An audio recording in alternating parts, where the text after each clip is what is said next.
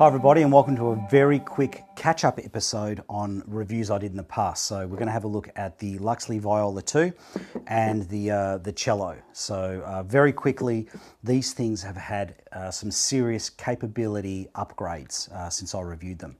So basically the upgrades are plus minus green in the CCT mode, and in the HSI or HSL mode as these guys refer to it, you can select your base color temperature that you desaturate to.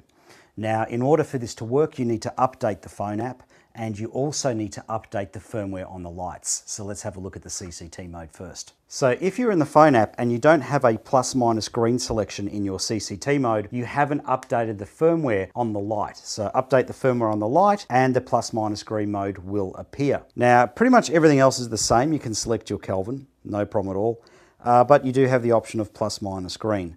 Now, the plus minus green is way more effective than it looks on my camera here.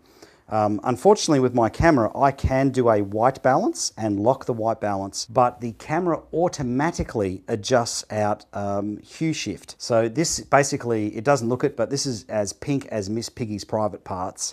And this is as green as tofu would be if you left it in my fridge for a couple of months. So the plus minus green does work superbly. So pretty straightforward there. Now, before we get into the HSI mode, just something I want to point out. If you dial in a plus minus green, you cannot make an adjustment to that manually on the light. Okay, so you can only do plus minus green adjustments via the phone app.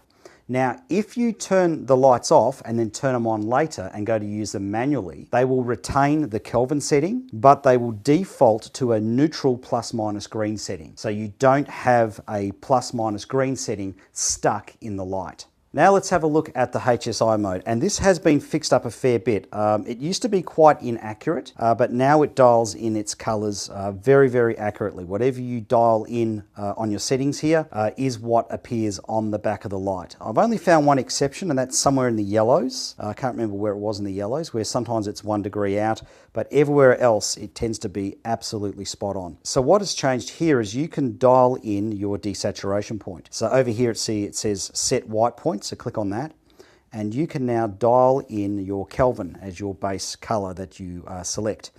Now, once you've selected your Kelvin, I found, let's select 3000. I found that you can press this X here and nothing happens. So basically click somewhere outside the black screen and you'll exit that option. So now we've got 3000 Kelvin selected as our white point. We can now add color to that.